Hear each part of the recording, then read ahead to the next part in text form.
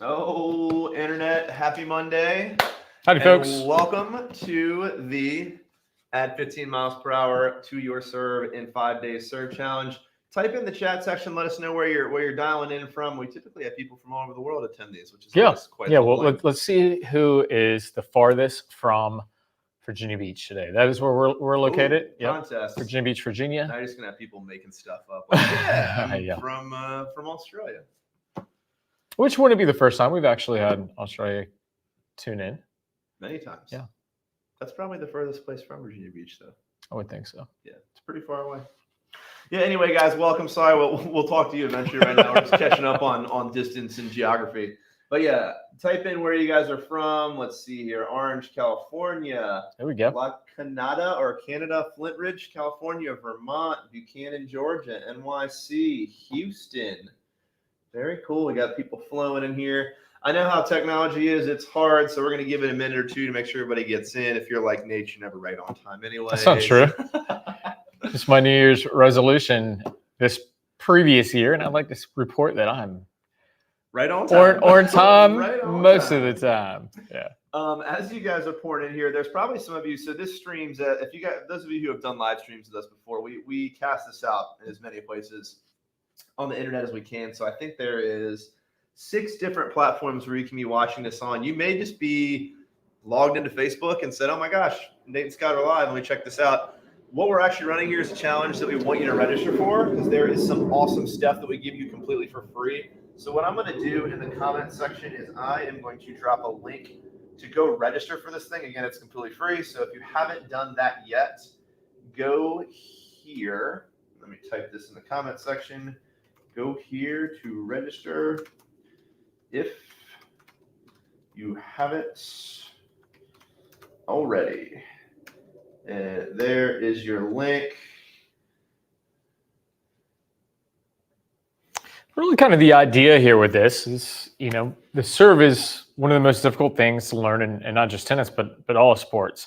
But we commonly see students that we've worked with, or just working with other coaches and their students struggling with the serve, certain parts, right?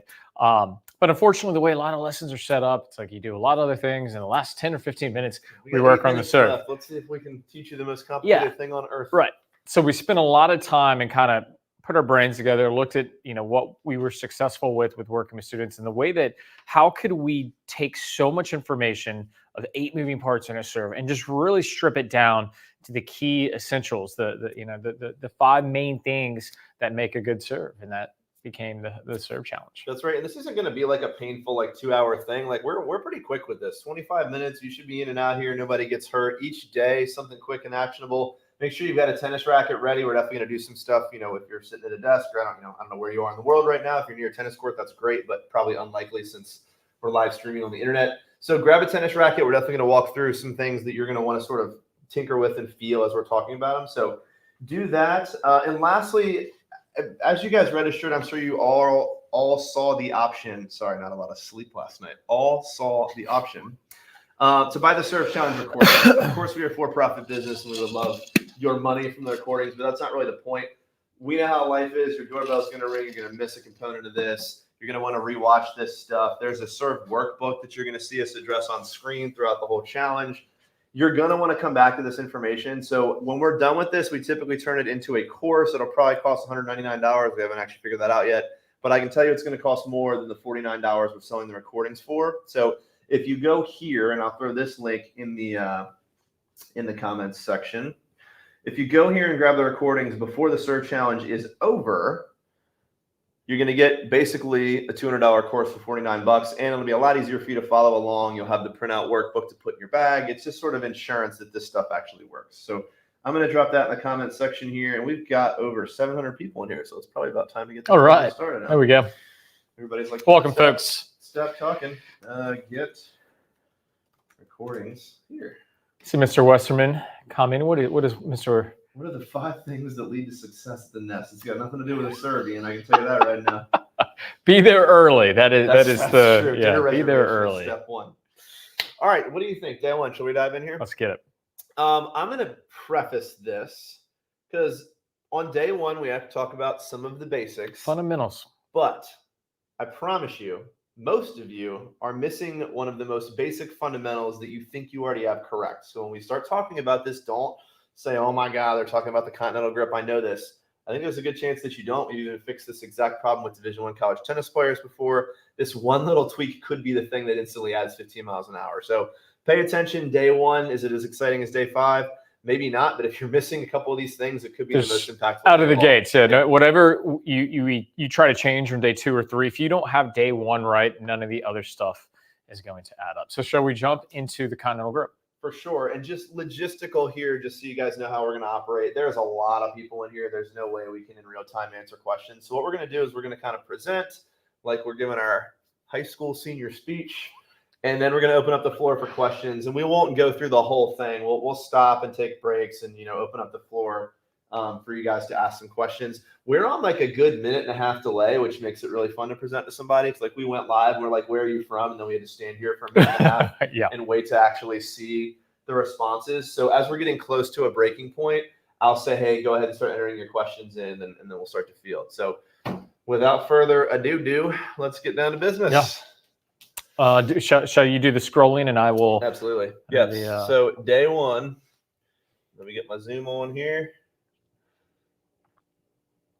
So where would we be without the continental grip, right? We have to start. I mean, spoiler alert, you have to have a continental grip if you want to hit a serve over 100 miles an hour. Yeah. Yeah. If you're starting with a semi-Western grip, and a lot of, when we get started, a lot of players, that's the easiest way to hold the racket, like a frying pan and you're blocking it. The ceiling is it's super limited, right? It's going to be impossible to use the most valuable piece of anatomy that we have on the service, the wrist, right? It's the ability to get this, flexation through the wrist. It's going to give that snap and give us some power. So we're talking about today the continental grip, serve stance, and really developing a consistent toss. But the main thing that we want to discuss with the continental grip is really making sure that you're high socks. You sound like my wife. She's like, why do you wear your socks so high? I'm like, God, get off me. To a 100 per hour plus serve. If you're on clay. All right, stop. You're distracting us. So here's the thought. With the continental grip, we really want to focus on keeping the index knuckle and the heel pad on bevel 2. Now, there's some variation in this because the heel pad, I'm sorry, not the heel pad, the bevel of the racket is relatively wide, right? It's not like it's a very tiny thing. So like you can have variation of where it is. But so bevel 2, I'll illustrate here. This is the index knuckle that I'm referring to. And then the goal is really to make sure that it's aligned on bevel 2. All right. And this is going to be what a lot of coaches refer to as the shake hands grip, the hammer grip, because it's the same way that you would operate a hammer. But this is the piece where we see a lot of people mess up. You want to talk about what? Well, wait, there's more. There's more. This is what most players are like, I get it. I have that. But the piece that they kind of throw off. I'm delay here, but everybody type in the comments section if the only thing you've heard about the continental grip is that you've got to take your index knuckle and put it on bevel 2, right? That's what almost every person I've ever run into was taught. That's the continental grip, right? Just throw a yes in the chat or a heck yeah if that's how you were taught the continental grip. That'll flow in a minute and a half, I'm sure. Yeah. The piece that folks miss is the heel pad of your hand. All right, so coaches predominantly talk about the index knuckle because that is really where you've got to start. But this heel pad must also be on bevel 2. So you can see as Nate zooms in here, kind of the fatty part of your hand, the heel pad, is also going to lay on top of bevel 2 the same way his index knuckle did when we flipped the racket around, right? So you're lining up your heel pad as well as your index knuckle on bevel 2, and that is what creates the true continental grip. What we've seen is that heel pad being all the way on bevel 1, being all the way on bevel 3, even into bevel 4, and then you're not getting that full wrist flexion or the same stability that you need behind the ball to really crank a big serve. So I know a lot of you have heard continental grip. I know this already. Let me know. Yeah, I'm seeing the S's flowing now. Let me know in the comments section if this is new information. Just type new in all caps if talking about this heel pad is brand new information to you. Because typically when we run these things on day 1, this is like the aha moment for a good percentage of people watching. And play with it. For a lot of you, if you have your racket, you should make sure that if you're holding it correctly, the web of your hand is sitting on bevel 1, and you should be able to read the manufacturer of your racket when done correctly. As you can see also on the video, it should look and feel like that. Now then just flip it around and make sure that the heel pad is also on bevel 2. Now, as I mentioned, the bevel, I'll just show you on here. It's easier to see. This bevel is fairly wide, right? Come on, Lon. There we go. So you're going to have some variation on this. And in fact, advanced players are going to slide a little bit on bevel 2 according to what serve they hit. If they're hitting a slider, they may change it to some degree, or even a kicker. But our recommendation is definitely trying to keep that index knuckle and heel pad both on bevel 2. On or near.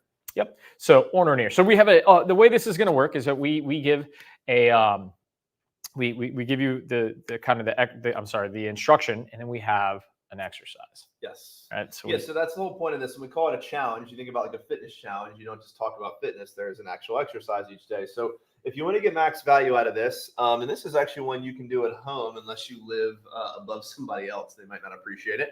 But the idea here is to give you a drill that you can go do in your garage, in your living room, ideally on a tennis court, obviously, but you can't do that while you're listening to this right now. So grab a tennis racket, grab a tennis ball, and walk them through our downs drill here. Yep. So this is downs with the racket edge drill, and this is kind of the lie detector, because come on back. Didn't like that. No. There's no way to do it incorrectly, right? Like, so if you have a true continental grip, you're going to drop the ball and you're going to be able to play downs off the edge. You see Djokovic do this when he's actually going through his service motion. When he's getting ready, he typically bounces the ball off the edge.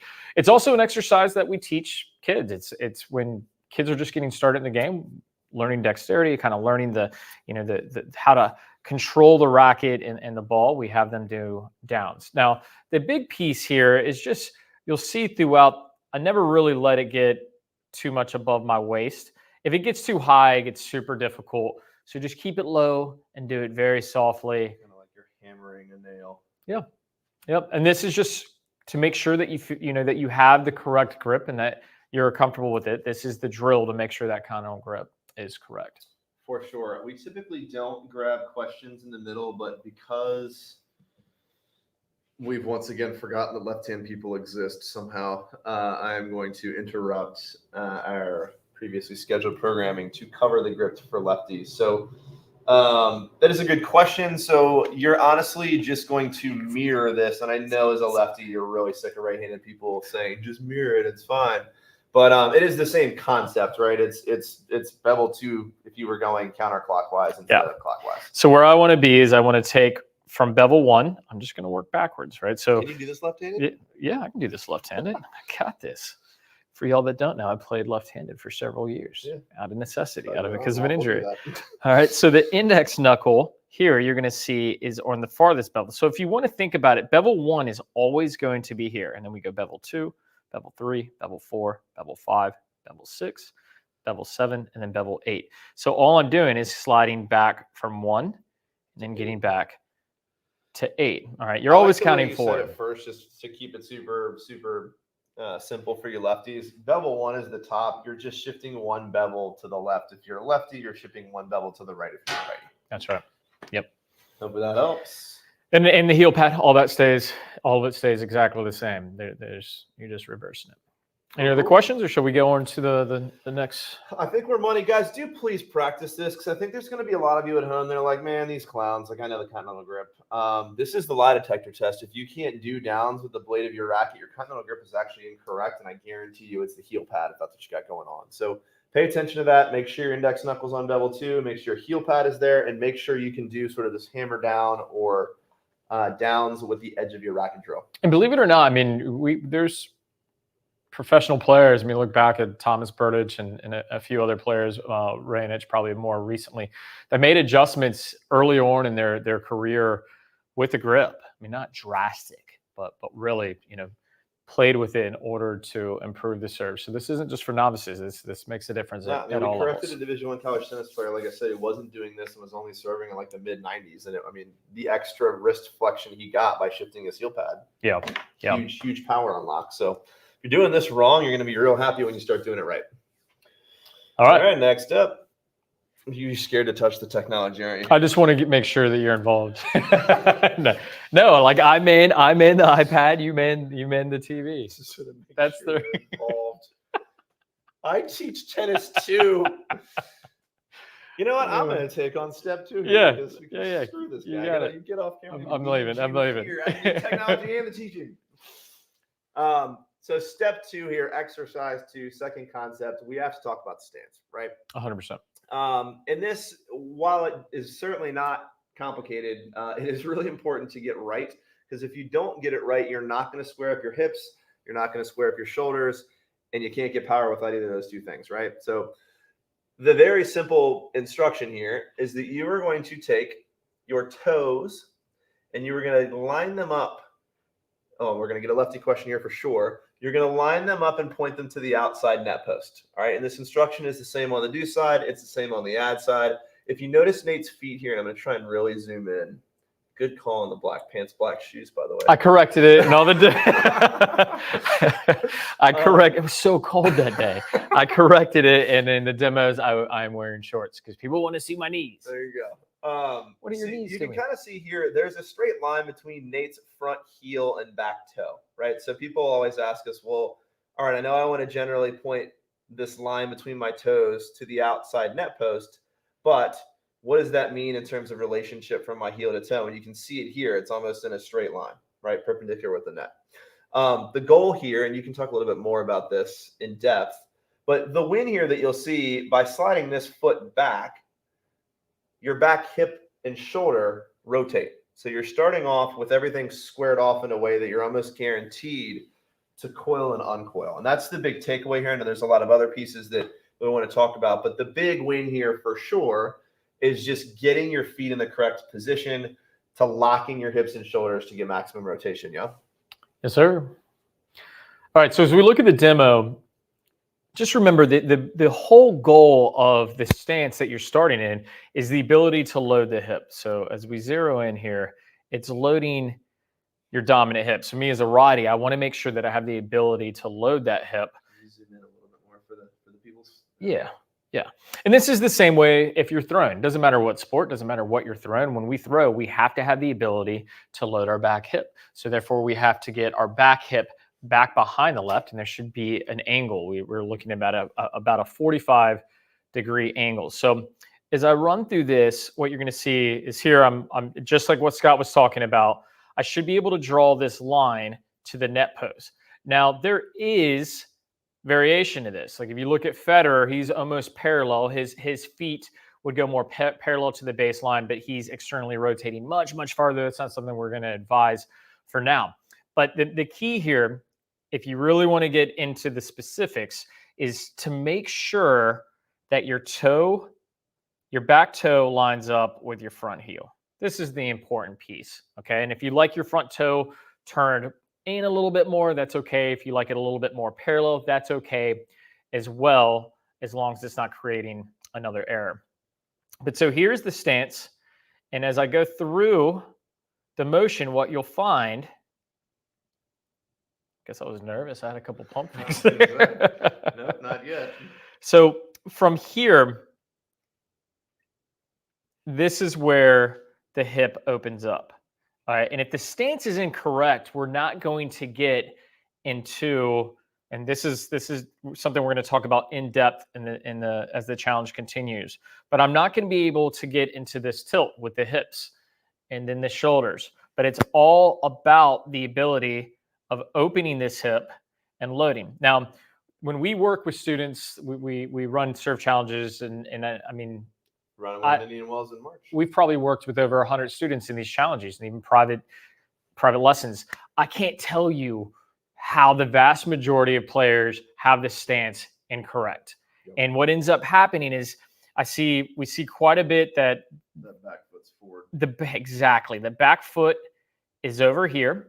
And at home, even if you're at work, it's cool. I'll give you permission. Stand up from your stand up and just if you slide your back foot forward, see what immediately happened to my chest, where immediately I'm here. So what that means, instead of getting my arm, there's no way you can rotate. You're already unrotated. oops, here where I'm externally rotated, you see where my hitting arm, my hitting elbow is on the non-dominant side of my body.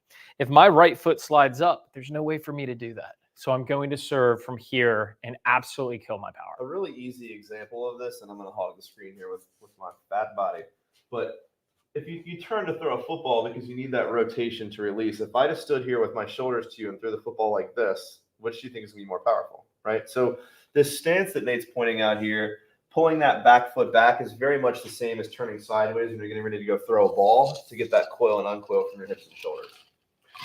If you have any questions so far, like I mentioned, we're on a little bit of a delay. If you have any questions so far about the grip or what we're talking about with the stance, go ahead and start entering them in here now, and we will take as many of them as we can. I'll get in front of this because we're going to get questions about it. What do we recommend? Platform, pinpoint. Well, first let's talk about what they are. So what that means, because I bet most people have no idea.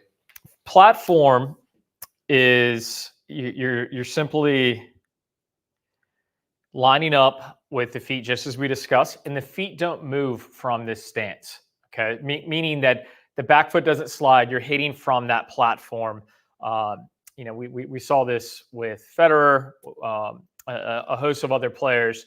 We recommend it, especially if you're having inconsistency issues with your serve, because it's the most stable, right? It's going to ensure that you're using both legs equally and that you're staying balanced. It's also not wrong. Like, I think a lot of people think platform is like not adequate, but there's plenty of pros, as you mentioned, that do use a platform stance. So if this is what feels natural, don't feel the peer pressure to switch to pinpoint. It does look cooler, and I wish I could do it as well as I can platform, but different strokes for different folks.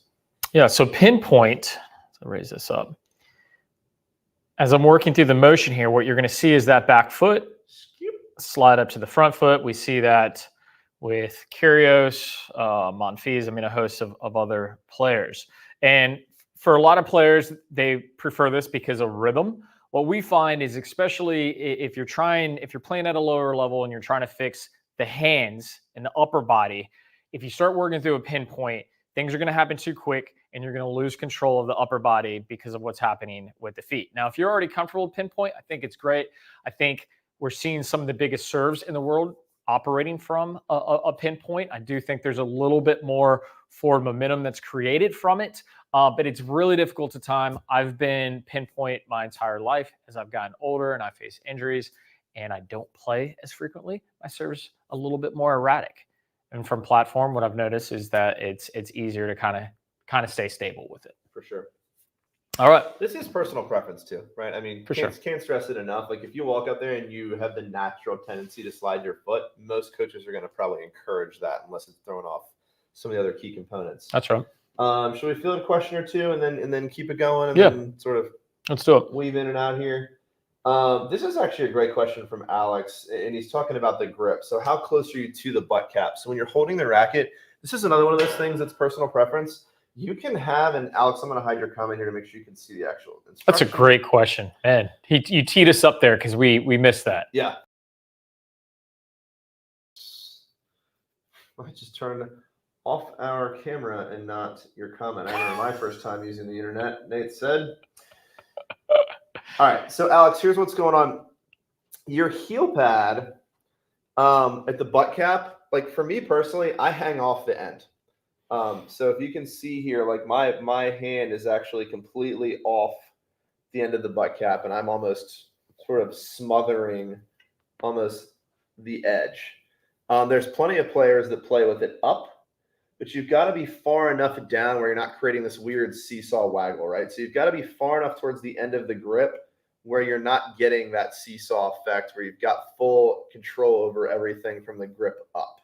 Is there anything you want to add to that? The more comfortable you are going lower in the racket, the more I would suggest it, because you're just going to stay looser.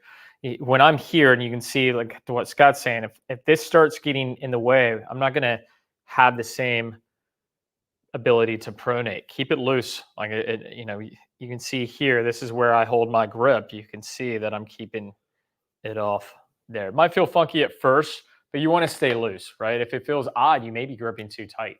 There are plenty of pros that don't hold their heel pad all the way off the butt cap like we do, so don't feel like that's necessary, but we do want you as far down as you can get comfortably for all the reasons we just mentioned. That's right. All right, let's go here. We'll grab 2 more and then we'll continue through. K14 CE 2002. Are your shoulders starting out open in the stance and then closing as you rotate and toss the ball? You want to field this one? You want me to? Are your shoulders starting out open in the stance and then close? So we were talking a lot about with the stance. The the benefit is by pulling this foot back, you're also rotating your hips and shoulders into the right positioning, right? Yeah. So I think what he's asking is, are your shoulders more facing straight to the court and then you're rotating back? And the answer is you're going to sort of start with everything like a door. It all kind of opens and closes together. But as he's going to bend his knees here, you'll see this. His hips and shoulders are going to rotate even further back. So the stance he starts in is pretty good. Like you can see, both hips are already pointing down the baseline here. So he's already got pretty decent turn. Like he could hit a big serve from where he is right now, which is why we really encourage you to start this way. But see how as the motion continues, he really rotates back, and this right hip is going to pull even further back, like you're rotating further to throw a ball. Stay tuned for this challenge, because when we start talking about what is happening with the dominant hand and the non-dominant hand, it is critical for development. We kind of have our own recipe that's really worked quite a bit. Some players, what Scott said is spot on. Some players are going to have a really hard time, though, if they start out with the shoulders kind of being at this 45. If the toss is too parallel to the baseline, which is totally fine, but it's definitely more advanced. It's more difficult to time. There's a workaround to still get that big coil, but not have the tossing arm, necessarily be out at that 1 o'clock, being able to rein it in a little bit. So stay tuned for all that. That's day 3, maybe? I think so. Okay. All right, I'll tell you what, we've got a couple more questions popping up in here, but let's, for the moment, continue on to our last tip, and then we'll just open up the floor and we'll answer, guys, as many as we can. Again, there's over 700 people in here. I see already 14 questions that I haven't answered yet, so I will do your best. If you ask multiple questions, odds are we're going to pick the one we like the best, because we just want to make sure we talk to as many of you as we can. See, this is why I have you operate the Vibe TV. Internet. Well, you didn't. You missed me doing it 10 times before it switched over. All right, we have covered the stance. We are on to some toss control. Yes. Yep. With our good old penalty box drill. Yep. And so, to clarify, we've done this in the past, and everyone's going to go, "Is that where you want me to toss the ball?" No, we don't. This is not a toss location drill. This is a make sure your tossing arm gets up in the air like you just don't care. Wow. Yeah, that's something. So you want to talk to him actually about the toss, though, how to hold the ball, a couple variations here, and then I'll talk to you about the roll of the arm. For sure. All right, so there's just a lot of things that can go wrong with the toss. And actually, now we're into the meat and potatoes here on day 1. This is the stuff where I think you guys are like, ooh, okay, thank God. The toss, I struggle. This is hard. There's really only a handful of things that can go wrong on your toss. And when I review this, I think it's going to be kind of a relief, because it's just very simple when it's broken down this way. So if you think about your arm, your tossing arm, all you have in terms of joints are fingers, you've got a wrist joint, and you've got an elbow joint. Those are really the only things that can impact direction that you didn't intend onto your toss, right? So we're going to start with the finger joints and how to hold the ball. One of the biggest mistakes we see is players hold the ball in the palm of their hand so that when they release, it's going to roll up off their fingertips, and creating that roll, creating more revolutions just increases volatility, right? Like, for sure, your control is just going to go out the window. You probably aren't intentionally rolling it off the same finger every time. It can just go in a different direction every time you release the ball. So what we want to see is you hold the ball with your fingertips. And there's a couple different ways to do this. And again, personal preference. You'll notice, there's plenty of people on tour that serve over 100 miles an hour, and all their serves look a little bit different. So you're going to see personal preference all throughout this challenge. Here, the options would be holding it on your fingertips, almost like a blossoming tulip, where you're going to just open your fingers and your beautiful flower buds, or like an Gets ice better cream every cone, time. where I'm really kind of releasing my bottom two fingers. If you can see here, I'm basically holding it with my top three fingers and kind of holding it like an ice cream cone. And then same concept, I'm releasing my finger. The goal is always to have very few revolutions on the ball.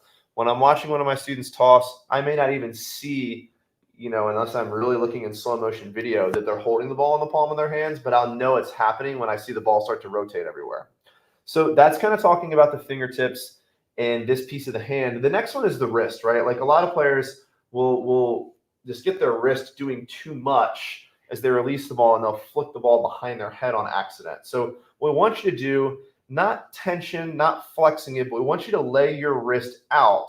We want you to hold the ball on your fingertips. So now my wrist is locked out, my fingertips are just opening, and there's nothing that could happen to this ball other than it's going to travel straight up. The last piece here, obviously my elbow. If as I release the ball, if the elbow bends, it can go really far in front. Really far behind me. And then when I release the ball, is kind of the last piece of this equation. I know you're sitting there like, this is day one. The toss, fingers, wrists, elbows. Everyone's had an issue with the toss at some point, though. We spend a lot of time on this, but it's the easiest thing to actually fix because it's just check boxes. And here's the check boxes.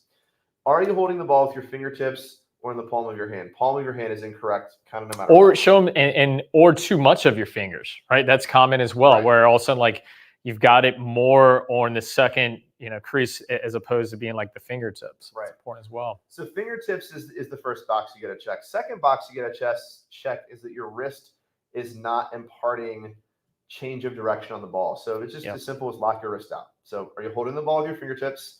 Have you locked your wrist out? Step 3 is just, did your arm bend or not, right? Did it bend? Did you do a bicep curl as you release the ball? Hopefully the answer is no, because we don't want that to happen. All right. So at that point, all that's left, if I've got it in my fingertips, if I've locked my wrist out, if my arm is straight, and again, I keep saying locked out, I'm not talking like flexing and, robotic. It's just laying my wrist, straightening my arm. Everything's still very relaxed. Yeah. All that can happen now in terms of where the ball goes is just where I let go of it. So if I let go of it really low, what do you think is going to happen? If I let go right here, the ball is going to trickle forward. If I let go really late behind me, the ball is going to trickle back. So the last checkbox here is making sure you release your toss at eye level. Yep.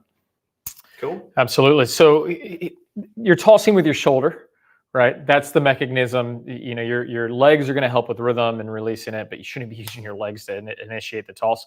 But you're tossing with your shoulder. So here, to start out, you'll see some common problems. So you'll see there I stepped out of the box, and that's the goal of the penalty box. By putting perimeters around your serve stance, you start identifying what the bad tosses are. So obviously, if I've got to take this big of a step with my front foot in order to get the ball, I'm going to hit the ball in the net.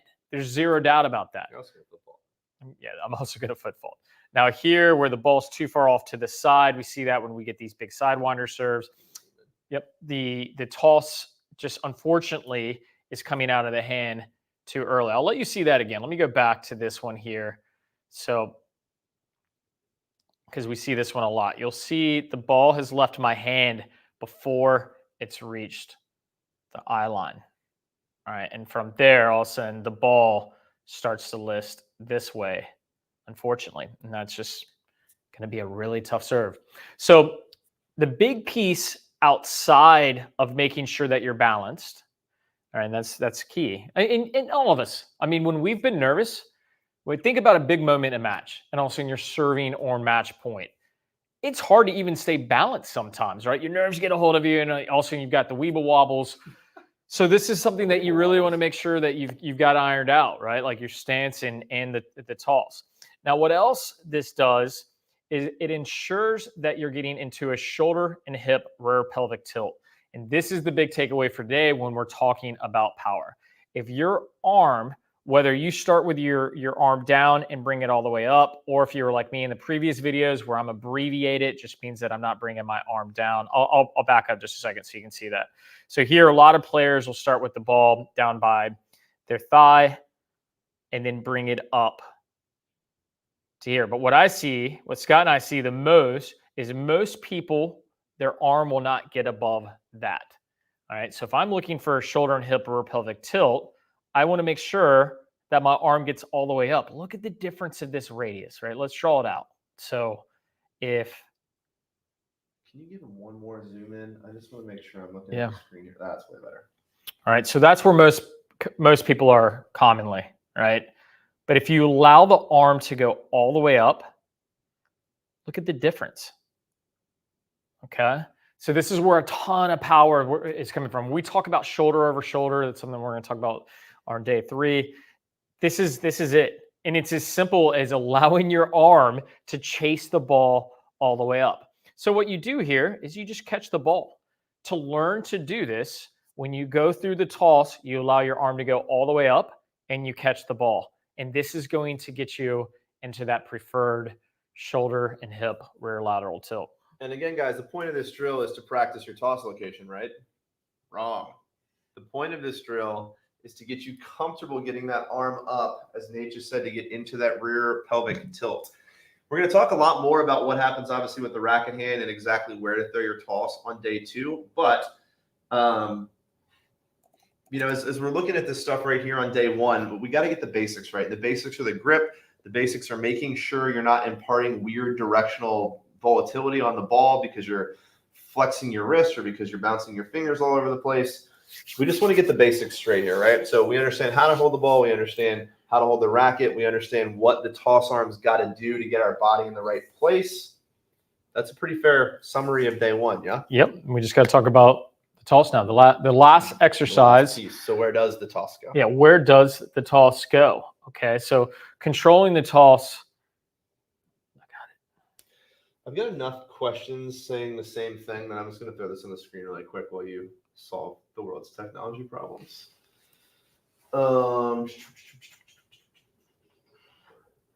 So a lot of people, and I'm not going to call you, well, I will. So Suzanne, you know, what was exercise 2? Yelena, what grip are you using during drill 1? So we are live right now, so we won't go back and cover too much previous instruction. We'll do a recap at the end. But make sure, if you haven't already, go grab the serve recording. So everything that we do here, when we're done, we're going to take the recording of this and we're going to give it to you. It is for sale. We are a for-profit business. But with the serve recordings comes this workbook that you can print out, put in your bag. It'll be kind of the reassurance you need if you miss, you know, say you've got a lunch meeting Thursday and you can't make this time. You'll have all the recordings. You can watch them for the rest of your life, because that's what you need is Nate in your life forever. I'm sorry. So here is where you can put where you can grab the recordings, and I will throw this up on the screen so that you guys can see the URL as well and note it down as needed. It's not a short URL. We should probably use a bit.ly next time. Challenges, checkout, serve, challenge. https www.www.playyourcourt.com/checkout/serve-challenge. All right, we just lost 380 people in our audience. Down to one person, and it's my mother. That's awesome. No, look, look, of course we would love for you to buy the recordings, but you're going to need this stuff for real. Like, you're going to want to watch this again. You're going to want to particularly have this exact workbook. So if you haven't already, go grab the recordings. It is literally less than the cost of a tennis lesson and the insurance that you will actually add 15 miles per hour to your serve this week. And don't skip out on us just because you bought the recordings. Still come hang out with us live and ask us your questions. That's right. So the final exercise that we're talking about, this is the toss on the racket face drill. This is about how far you're actually tossing into the court. And what was great at a recent clinic, we had a world team exercise. The world team played, and then Kim Kleisters, Chris Eubanks, and a host of other players joined our participants. It was a really cool experience. Our serve workshop. It's kind of embarrassing to run a serve workshop while Chris Eubanks is standing there hitting 100. Yeah, he's got big serve. Mile per hour. But someone asked Kim Kleisters before we'd even jumped into the material, like, what exercise helped her the most when she was a kid, and she talked about this specific exercise. And as you watch this, you're just trying to toss the ball onto another racket that's out inside the court. Now, this is hard. I'll be honest, this is really difficult, and I'll tell you in a minute why. But let's first just talk about how far do you need to toss out into the court? Yeah, where should that racket be, Nate Dog?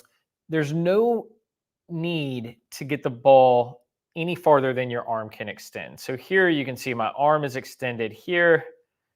If I draw an arrow down, that's about as far as I need to toss the ball into the court. And you're probably asking yourself, well, why is your racket further out? Because I'm going to jump. On my serve, I'm going to make sure that I'm getting up and into the court, but you got to be careful that you're not getting too far into the court, because if the wheels, if your boosters aren't getting you there, you're going to hit the ball in the net. But so we really want to make sure, I think for most players, you're looking at somewhere about 6 to 8 inches into the court. Now, mind you, my arm's not dead out in front of me. It is at a 45 because I'm tossing towards 1 o'clock. But this exercise is really going to help with this. All right. And you're just trying to get the ball to come down to the racket face. Now, the one thing I'll touch on, I think this piece is really important. You'll notice that from here, the arm, my tossing arm and the racket are operating independently. As you're working through these exercises in day one, don't start with everything together. And I'll tell you why.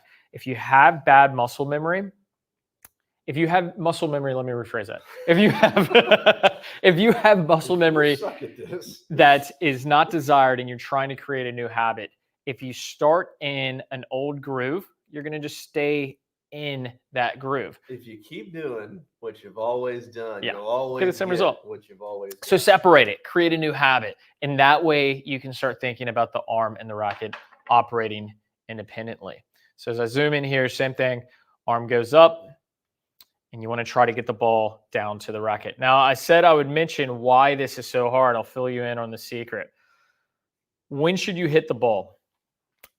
At the apex or just when it's starting to come down, right? So I'll make sure you can still see that.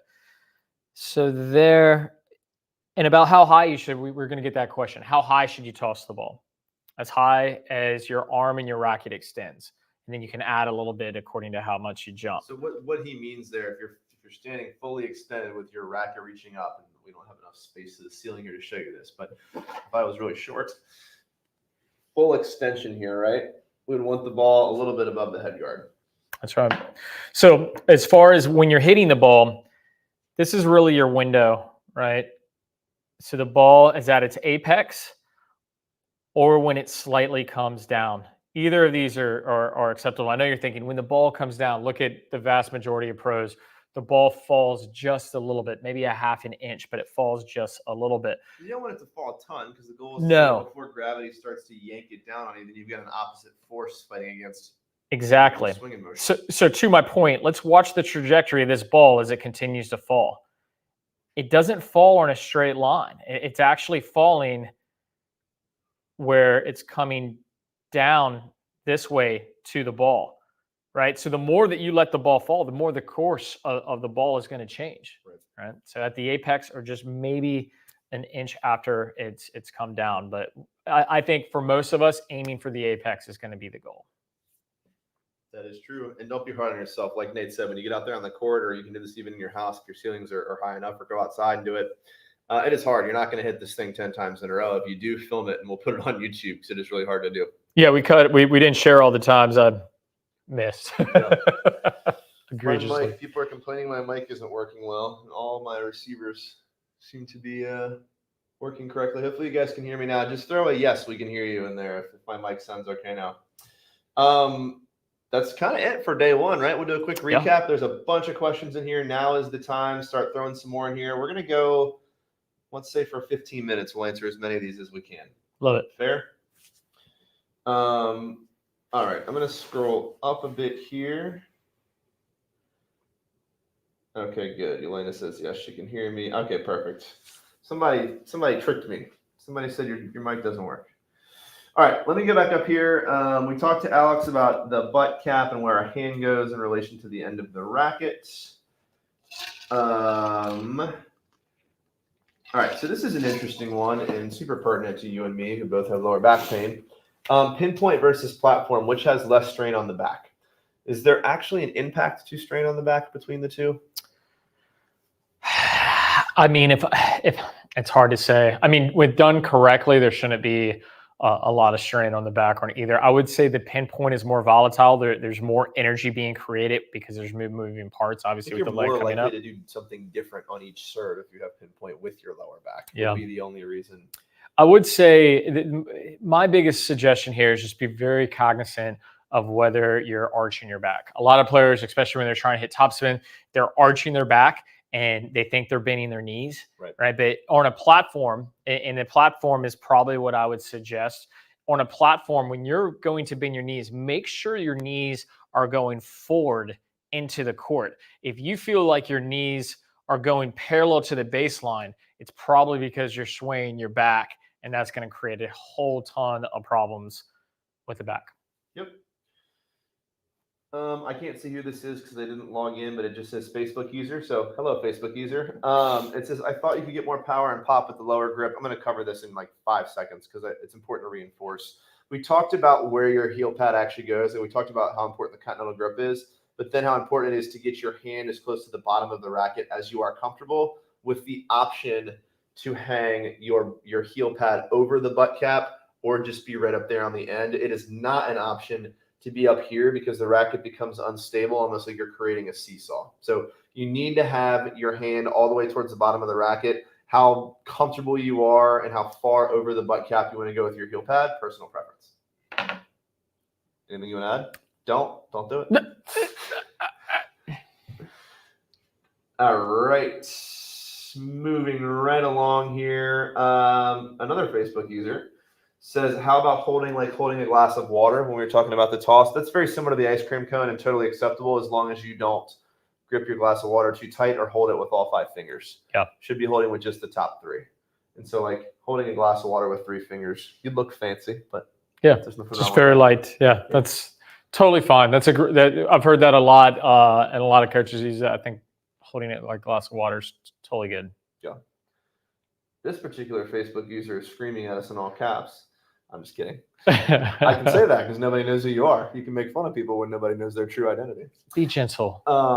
This is very good advice. Yeah, you don't want to grip the ball like you're squeezing the life out of it. You want to hold it like an egg. Be gentle. That is absolutely correct. I'll give you guys a quick one too. If you are suddenly in that moment in a match where you're like, I can't control my toss. I've been there. We've seen it happen on the professional stage. You know, Sabalenka a few years ago. Sharapova for 7 years. Yeah, just can't get the toss correct, right? Go to ice cream, because from here, like as long as the ball's in your in the fingertips, regardless, you're just going to start being very cognizant of where it's coming out. Just go ice cream. Just change it so it's so different that you kind of trick your mind into focusing on something else. But switching to ice cream has solved most of the problems in my life. So has it? If you're ever struggling with anything, ice cream. Yeah. All right. How big is the box? So this is when we're talking about the penalty box drill. Do you mind just pulling that back up? Is that quick and easy to do? Look at that. Technology genius. That's right. So really the goal here, the box is just big enough to fit both of your feet in the correct stance, right? The goal is that you're just not moving your feet around. Because again, we're not worried as much about the stance here in this particular drill as we are focusing on the tossing arm. So this just really locks you in place. And the goal is to not have to move. So if you don't have a box, really the drill here could just be, you got to pretend like your feet are glued to the ground. You have to pull your foot up to go catch the toss. Yeah. If you don't have the little French fry things to create this box, no big deal. The drill is just don't move your feet and see if you can control your toss while getting that left arm all the way You up. can use tape, you can do this in your garage. Now, if you're more comfortable with your back foot being further back, that's fine, right? Like make the box a little bit bigger. I want to go all John McEnroe where your foot's so far back that it's creating a problem. But yeah, it doesn't have to be a huge perimeter. Right. This is my favorite question that we get asked, and it's going to lead to some of the best instruction today. So you are in for a treat.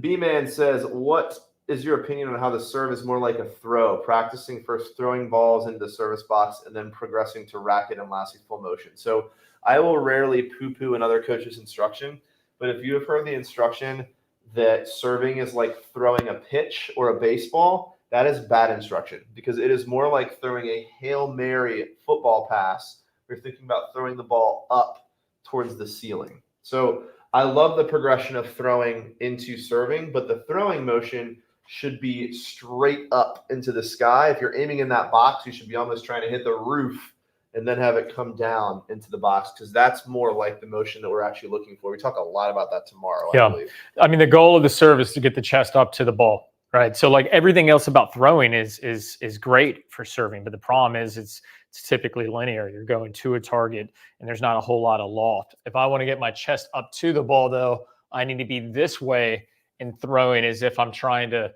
throw, 60 yards with time running out. That's more the goal there. For sure. For sure.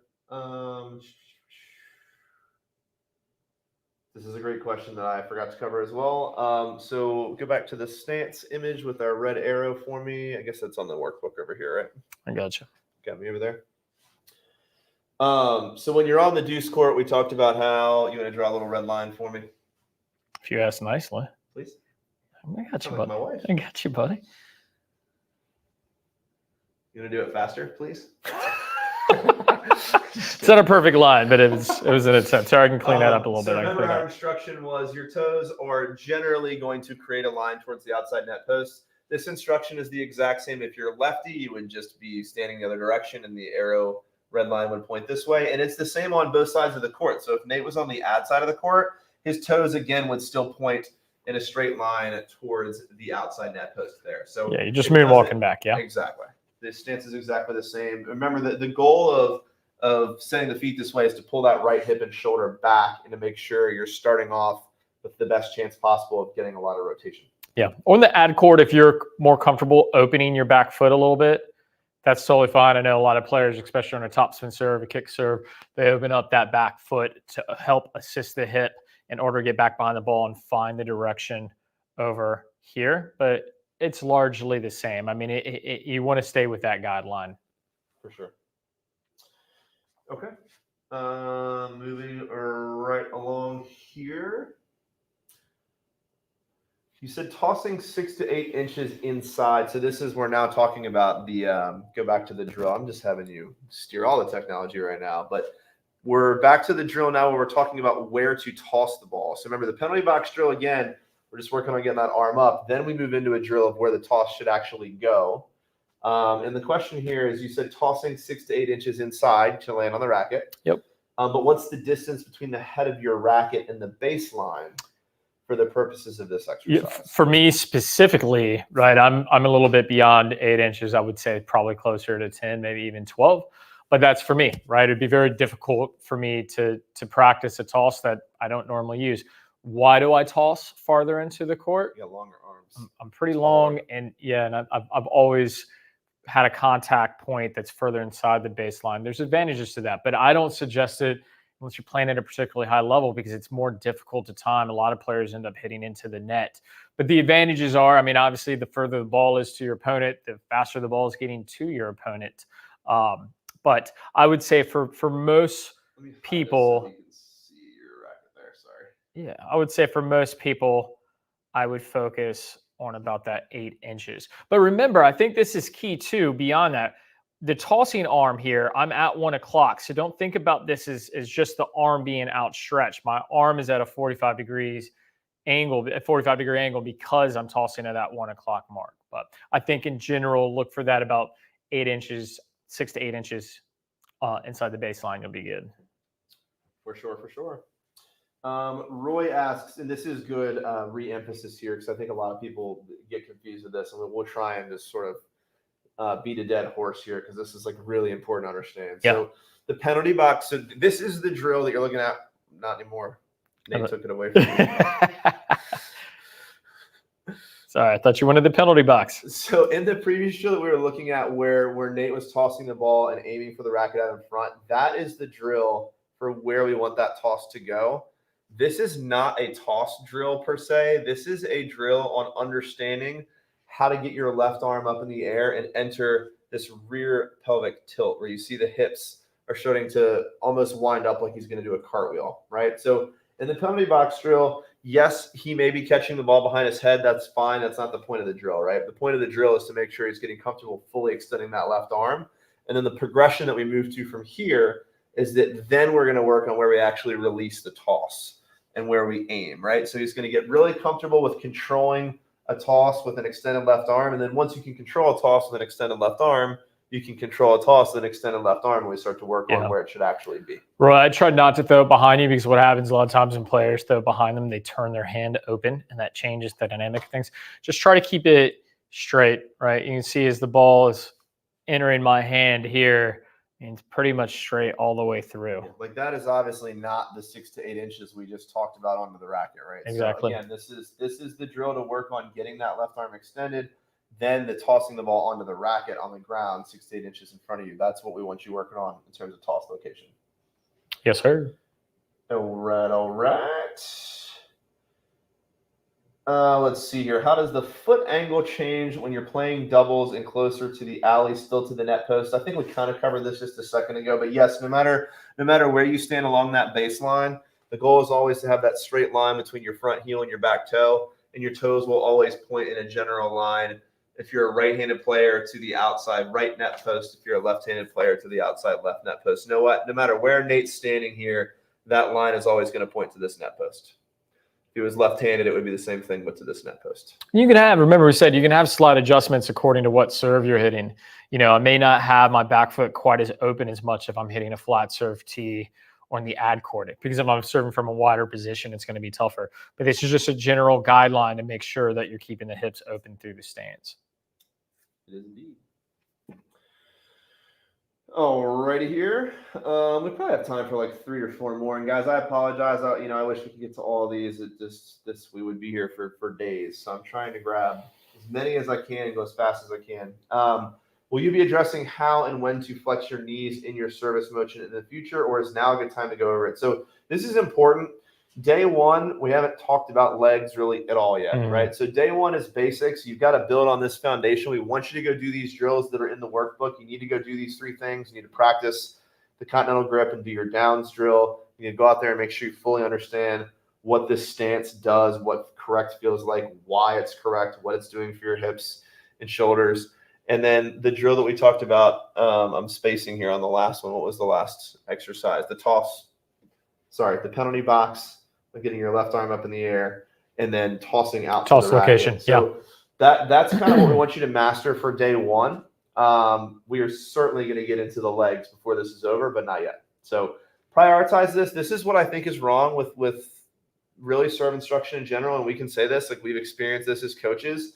You typically have an hour and there's just not enough time to break the serve into this much detail. So this is why this challenge will work for you guys. We really slow it down and pull apart each individual piece to make sure you've got it all correct.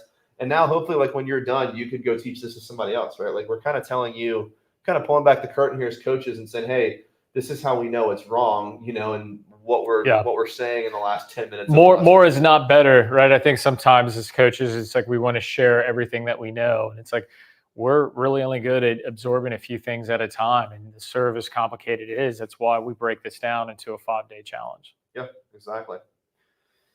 This is a good question, and I might have you field this one. So how do you start the toss while holding the ball with 3 fingers? So we talked about how if you were going to be more tulip, I don't know what else to call this. So I call this the keep going. It's great. The tulip grip. I'm sure we're really selling it. And we call this the ice cream cone grip.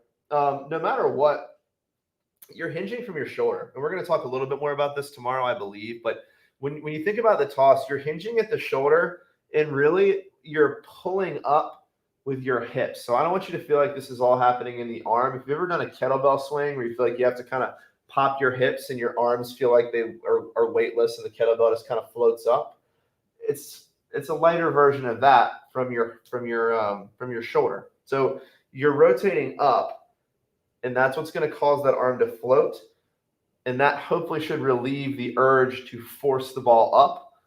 And so your arm becomes weightless and your fingertips just open up. And that's where control on the toss really comes from. You have anything you want to add to that? I think you nailed it. Cool. Yeah. Shouldn't change a whole lot, regardless of how many fingers are on the ball. True.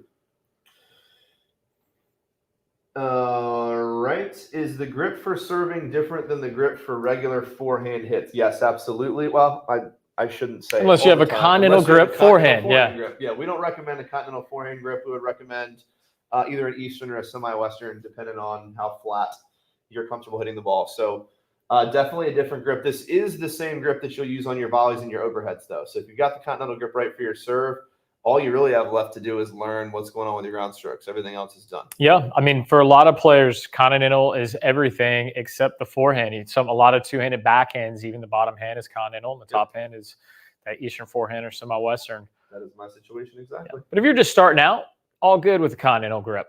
Yep. Give it a go. Just and in time, try to get it switched over so you're not driving the Yugo the rest of your life. I say that I got to back this up. I got to qualify this.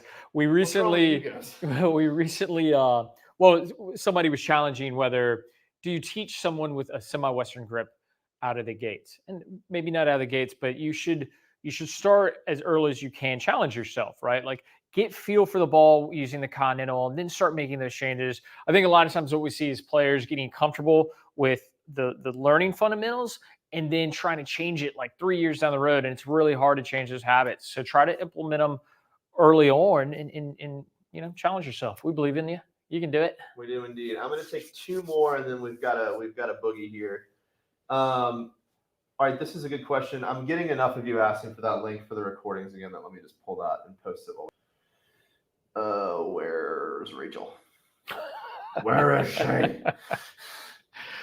That was on the other day. I forgot how bad that Batman's voice is. That was a thick Batman accent. It was a lot. All right, let me throw this up on the screen, and then I'll answer Barry's question here. That is the link. I know it's long. I'm really sorry. All right, so Barry asks us how tight. This is where you go to get the recordings, right here. Barry asks how tight to hold the grip on the serve. So this is a great question. You want to hold it. May I? Carry on, please. Like a baby bird. You don't want to crush a little guy, but you don't want him to fly away either, right? So if I walked up to you in one of our serve workshops, I should actually be able to knock the racket out of your hand. But when you make contact, you're going to apply pressure to make sure, obviously, the racket's not flipping around inside your hand. So the answer is really just tight enough where at contact, it's not sliding around in your hand. And it'll be a little bit looser leading up to that to relieve the tension in your arm. We talk a lot about that in day 2 and day 3. Yeah. We tell a lot of players when they're trying to figure out tension to hold the racket with 3 fingers or 2 fingers and a thumb. To leave You're spoiling all the content from days 2 and 3. I just want to give a little teaser. Yeah, I got so excited. Ignore that. We'll talk to you about it tomorrow. We'll tell you more about it tomorrow. Yeah, we are going to talk a lot about the racket hand tomorrow, so have no fear. Christopher Pollock says, hey, guys, maybe jumping ahead. Hey, what's up, Chris? We haven't talked to him in a while. My man. I may be jumping ahead, but what is your ideal contact point when hitting a flat serve? Do you recommend attempting to hit on top of the ball, spiking down? Be patient. We are going to talk about this tomorrow, and I don't really want to introduce this yet because we've got enough concepts for day 1, but I promise you we will cover this. Is it tomorrow or day 3? 3. Okay. So, Chris, for day 3 or the recordings if you can't make day 3. Can I give him a hint? I know I'm getting ahead of myself. I'll just tell you what it's not, and it's not hitting on top of the ball. Yeah. Spoiler alert. I won't say anything else. How fast do you swing your tossing arm? This is a great question from Dennis. Slow. Yeah, I'm trying to think of I use a cadence phonetically when I'm coaching players where I say slow, slow, go. The 2 slows being when I'm dropping my toss to my leg, when I'm raising my toss back up to my eyes, and then the go being that's when things pick up with my racket head. With my racket arm, and that's where things start to accelerate. So the portion of your motion that is just your tossing hand should really be quite slow and rhythmic and building up momentum, almost like you're going up that roller coaster to the really accelerated racket head at the end. Yeah, you actually reverse the kinetic chain if you do it too fast, because if you toss real fast, all of a sudden you're in your power position, your trophy stance, and you're just kind of like waiting there.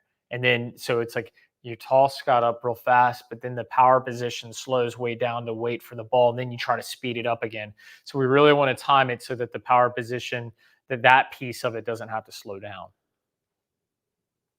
Indeed. All right, this is the last one of the day. We'll go back to Christopher here.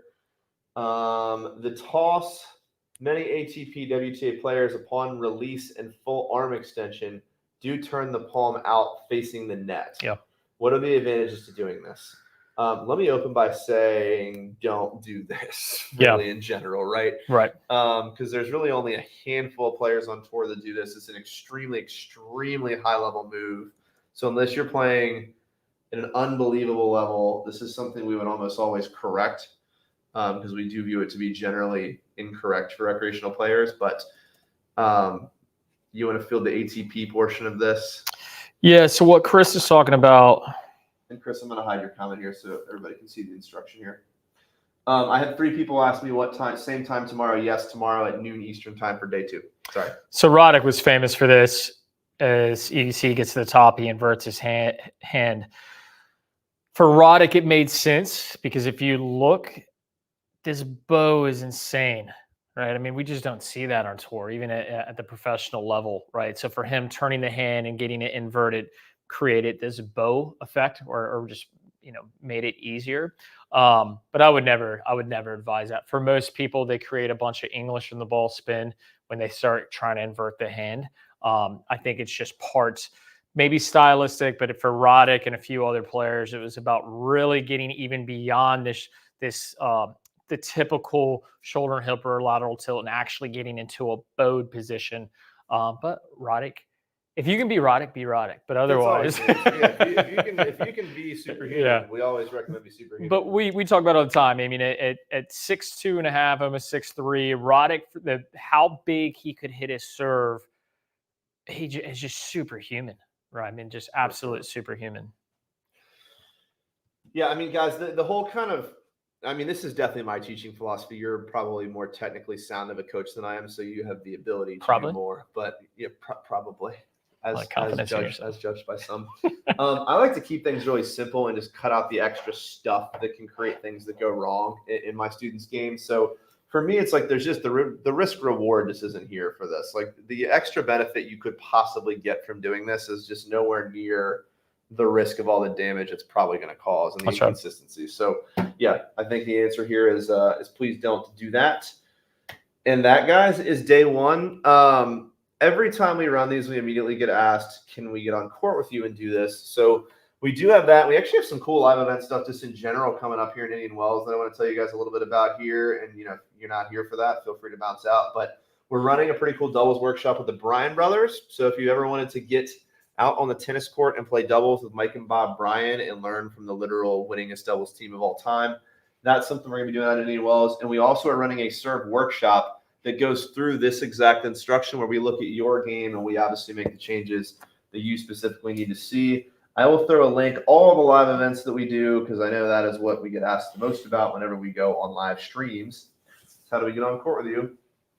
Are right here. So I will say join us at a live event. And here is the link. If you don't want to remember this link, you can just go over to PlayYourCourt.com.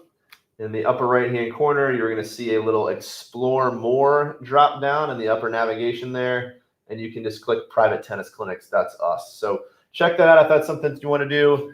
Anything else exciting you want to give these guys? You want to give any teasers for what's coming up on day 2 tomorrow? Day 2, we start talking about what we're. Well, you know what? Put you on the spot. You don't even remember. I know for a fact. I think we should just leave it up to them. Show up. It's going to be some good stuff. We're going to start talking about what we're doing with the racket and start exploring racket head speed and a host of other things. But for you guys that are ready to squeeze some more power out of your serve, now that we have the chief fundamentals out of the way, we're going to start talking about the racket drop and some exciting pieces where you really get the most juice. Day 2 and day 3. So like today matters a lot. If you just don't have that heel pad right on the kind of grip, things are going to go awry. If your toss is all over the place, like fixing that is obviously a big win. Tomorrow's where we're getting to the meat and potatoes of like, you've got to do these things if you want to serve over 100 miles an hour. So obviously your grip's got to be right. You got to have your toss under control, but tomorrow's where we're getting to the real fun. So we'll see you guys tomorrow live, noon Eastern time. And that is it for day 1, guys. Thanks so much for joining us. Thanks for tuning in. Thanks. We'll see you.